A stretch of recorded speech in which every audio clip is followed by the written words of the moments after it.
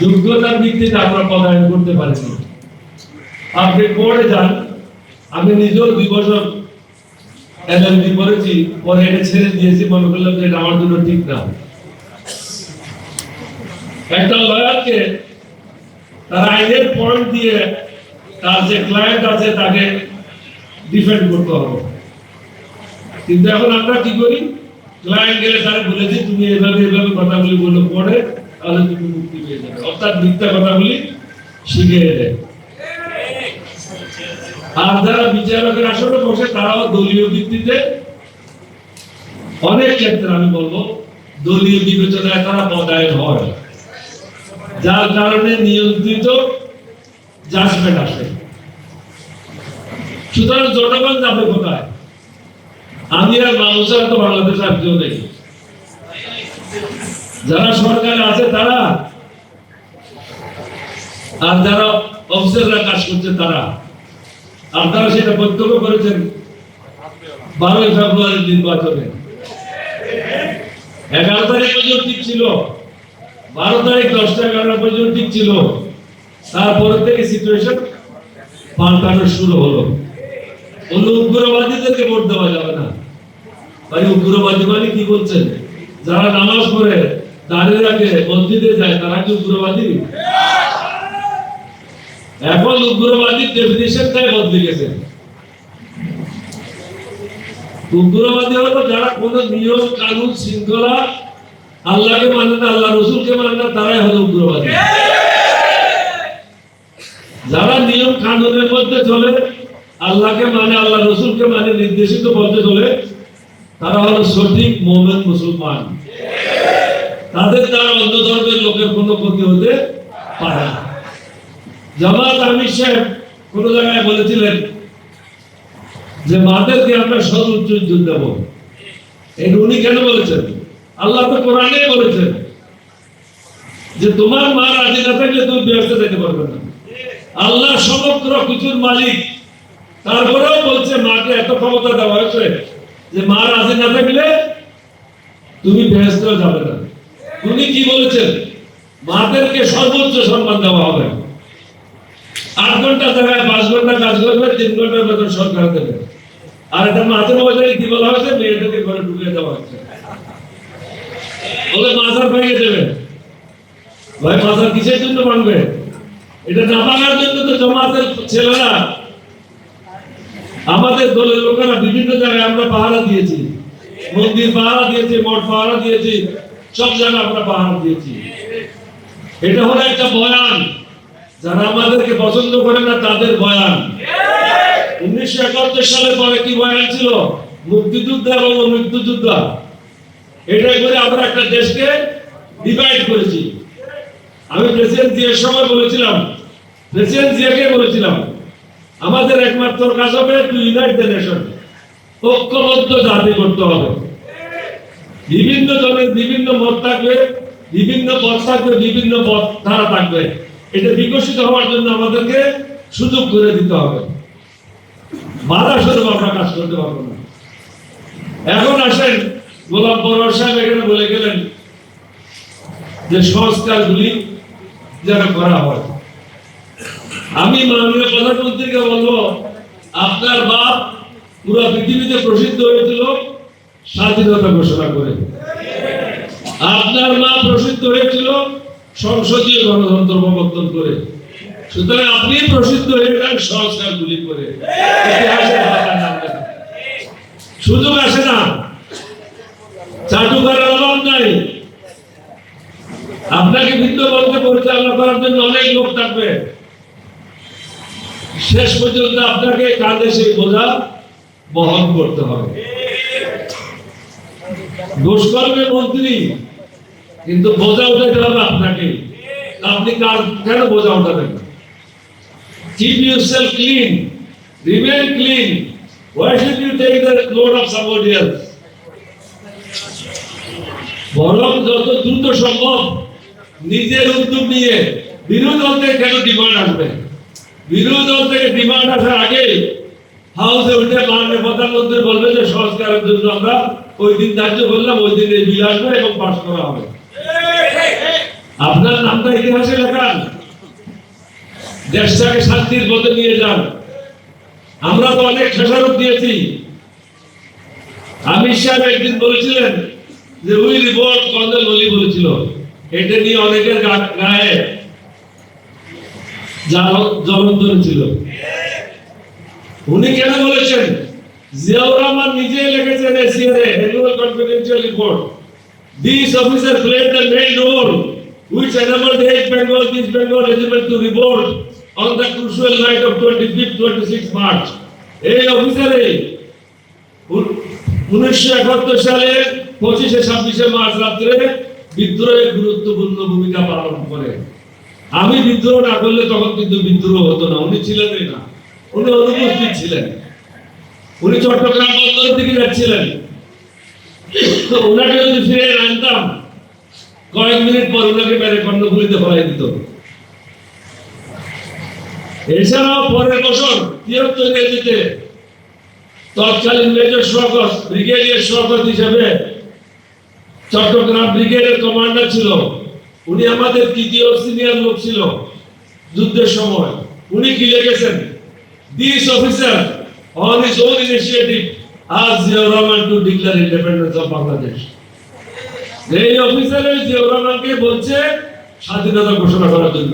তো তোমাদের গাত্র দাও কেন হচ্ছে? এই ডকুমেন্টগুলি তো আর্মি হেডকোয়ার্টার আছে। একদম যদি ইংরেজি লেখাপড়া করতে না জানো, ঢাকা ইউনিভার্সিটিতে ইংলিশ প্রফেসরকে নিয়ে যাও এগুলো পড়ার জন্য। অসুবিধাটা কোথায়? আর যদি ওখানে অসুবিধা হয়, আমার ঘরে আসো, অরিজিনাল এসিআর তো আমি রেখে দিছি। আমি তো ওইরকম বোকার লোক না। আমি যখন চাকরি ছেড়েছি, অরিজিনাল এসিআর গুলো আমি সাথে নিয়ে আসছি। আমার ঘরে আসো, বিনা পয়সায় দেখাই দেবো। সুতরাং আমিরকে টিটকারি না মেরে এটা গ্রহণ করো। সত্যকে গ্রহণ করা একজন মানুষের কাজ। এটা অস্বীকার করে বেশি দিন টিকতে পারবে না। সত্যিকার অর্থে এই পাকিস্তানের বিরুদ্ধে বিদ্রোহ করার জন্য যে লোকটা প্রথমে চিন্তা করেছিল, তিনি হলেন লেফটেন্যান্ট কর্নেল আমার চৌধুরী, মুজিবুর রহমান চৌধুরী। ওনার আমি খুব একজন ঘনিষ্ঠ লোক ছিলাম। উনি ছিলেন 4th বেঙ্গল রেজিমেন্টের অধিনায়ক। বদলি হয়ে আসেন চট্টগ্রামে, chief inspector east Bengal regimental centre. আমাকে বলা হতো ব্লু হোয়াইট বয় আমার চৌধুরী। উনি আমাকে ডাকে চট্টগ্রাম সেনানিবাসে নিয়ে গেলেন। আমি ছিলাম সোম শহরে। উনি বললেন যে আমাদের কোনো ভূমিকার প্রয়োজন ছিল না। উনি সরাসরি প্রস্তাব দিলেন, বাংলাদেশের এই অবস্থাতে কি করা দরকার? আমি স্যার বিদ্রোহ করতে হবে, দেশ স্বাধীন করতে হবে। বলছে এগ্রি, তুমি তোমার প্রস্তুতি গ্রহণ করো, আমি আমার প্রস্তুতি গ্রহণ করি। কয়েকদিন পরে জিয়াউর রহমান সাহেব ওনার বাসায় আমাকে ডেকে পাঠালেন। প্রথম দিন আমি ওনার সাথে কথা বললাম না, কারণ উনিও ছিলেন আইএসআই একজন কর্মকর্তা, আমিও ছিলাম। সুতরাং তাকে আমি আগের থেকে জানি না, চিনি না, কোথায় কথা বলে কি বিপদে পড়ি। প্রথম দিন আমি ওনার কথাগুলি শুনে চলে আসলাম। কয়েকদিন পর উনি আমাকে আবার ডাকলেন, আবার ডেকে জিজ্ঞাসা করলেন আপনি এত ভূমিকা রাখেন কেন? আসলে কি করতে চান সেটাই বলেন। বলছে কি করণীয়? বলছে আপনি বলেন কি করণীয়? বলছে একটা কিছু তো করতে হয়। আমিও বুঝি একটা কিছু করতে হয়, কিন্তু সে একটা কিছু কি? বলছে বিদ্রোহ করলে কিরকম হয়? আমাদের খুব ভালো হয়। বলছে তাহলে তোমার প্রয়োজন, তুমি ছাড়া তো 8ম বেঙ্গল রেজিমেন্টে সোলজাররা কারো কথা শুনবে না। তাহলে আমি ঠিক করে নেব। তাহলে আমরা 3 জন হলাম, বাকিরা জানে আংশিক। কেউ জানে 2 আনা, কেউ জানে 1 আনা, কেউ জানে 1 পয়সা, কেউ জানে 3 আনা। পুরো গল্পটা আমি আর জিয়াউর রহমান সাহেব ছাড়া কেউ জানে না। কারণ এবার চৌধুরী সাহেবকে 25 রাতে 10টার দিকে উনাকে 20 বেলুচ রেজিমেন্ট গাড়ির পিছনে রশি দিয়ে বন্ধ করে হেসরাইয়ে তাকে হত্যা করা হয়। জিয়াউর রহমানকে হত্যা করতে 5 মিনিট পরে আমি যদি ফিরে আনতাম, এটা আমি ফিরে আনি না, এটা আল্লাহর হুকুম। আমি মালিকের হুকুমটা পালন করেছি মাত্র। আমি বাংলাদেশ সেনাবাহিনীর 1st ব্রিগেড মেজর। কত বড় অন্যায় আর্মিতে হয় সেটা এখন বুঝানোর জন্য। জিয়াউর রহমান দ্বিতীয় ঘোষণা, প্রথম ঘোষণা দিলেন, I declare myself as a provisional head of the state and independence of Bangladesh। 27 তারিখ সন্ধ্যায় কালুঘাটে ট্রান্সমিটিং স্টেশন ছিল না, ব্রডকাস্টিং স্টেশন ছিল না, ট্রান্সমিটিং ছিল। ওটাকে আমরা রূপান্তর করে ব্রডকাস্টিং স্টেশন আনলাম। ওটার থেকে তিনি পুরস্কার করলেন, আমি পাশে পাঠাচ্ছিলাম।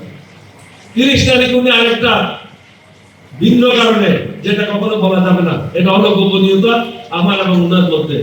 তাহলে তিনি যখন রাষ্ট্রপতি ছিলেন তাহলে তো একটা মন্ত্রিসভা হয়েছিল, নাকি হয় নাই? আমি সেই মন্ত্রিসভার স্বরাষ্ট্রমন্ত্রী ছিলাম। মেজর মির শওকত আলী ছিল পররাষ্ট্রমন্ত্রী। বাকি মন্ত্রিসভা আমরা পূরণ করিনি, কারণ সবার সাথে দেখা হওয়ার পরে করব। দ্বিতীয় অ্যানাউন্সমেন্ট আমাদের যখন কাজ হয় নাই, যে কোনো প্রকারে হোক, 30 তারিখ উনি বলেছিলেন, I declare myself as commander in chief of liberation forces. এই জিনিসটা খালেদ মোশাররফ এবং শফিউল্লাহ সাহেব মেনে নিতে পারে নাই। শফিউল্লাহ সাহেব একই করছে জিয়া সাহেবের, কিন্তু জিয়া সাহেব সিনিয়র ছিল, কিন্তু তারা মেনে নিতে পারে নাই।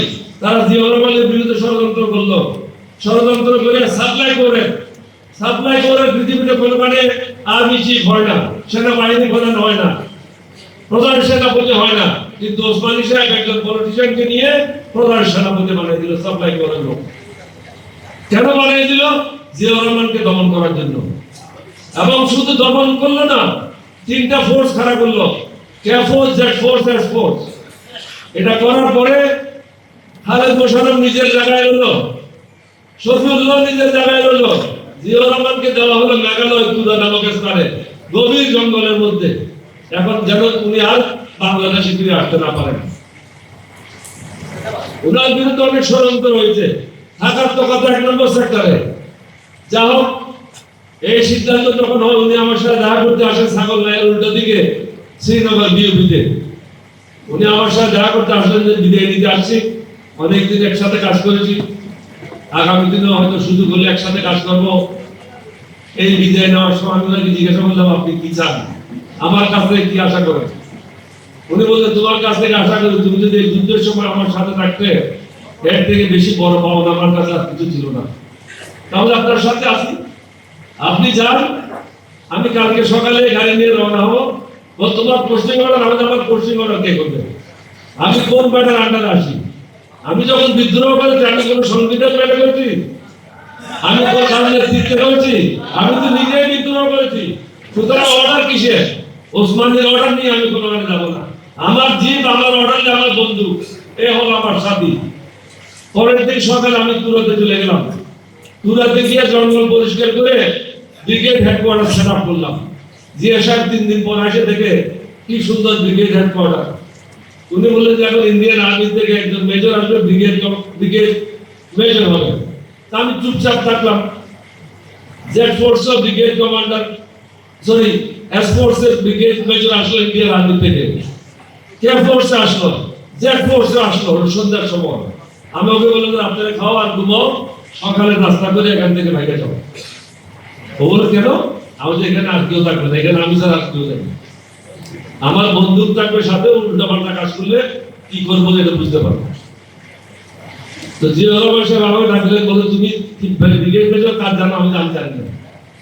আপনি তো ব্রিগেড মেজর কাজ জানেন, আপনার থেকে শিখবো। আমার যে সুবেদার মেজর রহমান আছে, সে তো 2য় বিশ্বযুদ্ধের সুবেদার, তার কাছ থেকে শিখবো। কিন্তু ইন্ডিয়ান অফিসার জেড ফোর্স হেডকোয়ার্টারে থাকবে না। আমি বিদায় করে দিলাম। শেষ পর্যন্ত 4 জন অফিসারের ডিউটি আমি করেছি। জিয়াউর রহমান লিখেছে, আমার অ্যানুয়াল কনফিডেন্সিয়াল রিপোর্টে লিখেছে যে at times he performed the duty of DQMG and other. আমি যেটা বলতে চেয়েছিলাম, আমি যে ব্রিগেড মেজর ছিলাম, সেনাবাহিনীতে এই অর্ডারটা হয় নাই। 1971-এ হয় নাই, 1972-এ হয় নাই, 73-এ হয় নাই, 74-এ হয় নাই, 75-এ আমি যখন আর্মি হেডকোয়ার্টার আসলাম, তখন মিলিটারি সেক্রেটারি ছিল ব্রিগেডিয়ার নাসির, পরে সেনা প্রধান। তাকে আমার অফিসে ডেকে পাঠালাম, আমি আজকে সন্ধ্যার মধ্যে এটা অর্ডার হবে। দেখ, ক্যাপ্টেন ওলি ওয়াজ ব্রিগেড মেজর এই পিরিয়ড থেকে এই পিরিয়ড পর্যন্ত। আপনি শুধু বৈষম্য বাইরে হয়, এটা আর্মিতেও আমার প্রতি বৈষম্য হয়েছিল। এই বৈষম্য থেকে আমাদেরকে বের হতে হবে। যারা আল্লাহকে মানে না, নবীকে মানে না, তারাই বৈষম্য করে। আল্লাহ রসুলকে মানলে, নিয়মিত 5 ওয়াক্ত নামাজ পড়লে বৈষম্য তখনো হবে না। আমি কালকেই একজন আলেম ওয়াজ করতেছিল, ওটা শুনলাম। বললো যে ছেলে যদি হাসি মুখে বাবার চেহারাটা দেখে সে যদি হজ করে এই হজের কোনো গ্যারান্টিও নেই, ওয়ারেন্টিও নেই। কিন্তু বাবার যে হাসি মুখে মুখটা দেখলো, এটা একটা হজের সওয়াব হয়ে গেল। যেখানে মা বাপকে এত ইজ্জত দিয়েছে আল্লাহ রাব্বুল আলামিন, সেই কথাটাই তো আমিরে বলেছিল। তাহলে অন্যদের গাত্রদাহ কেন হলো? মন্দির ভেঙে দেবে, ওইটা করবে ওটা করবে, মেয়েদেরকে ঘরে ঢুকে দেবে। ভাই আমরা কাকেও কোনো ঘরে ঢুকাবো না, আমরা ঢুকাবো চোরদেরকে জেলে, দুর্নীতিবাজদেরকে জেলে, চাঁদাবাজদেরকে জেলে। বাকি যারা ভালো মানুষ তারা প্রকাশ্যে ঘুরে বেড়াবে। আপনাদের সবাইকে ধন্যবাদ। বাংলাদেশ জিন্দাবাদ। আসসালামু আলাইকুম ওয়া রাহমাতুল্লাহ।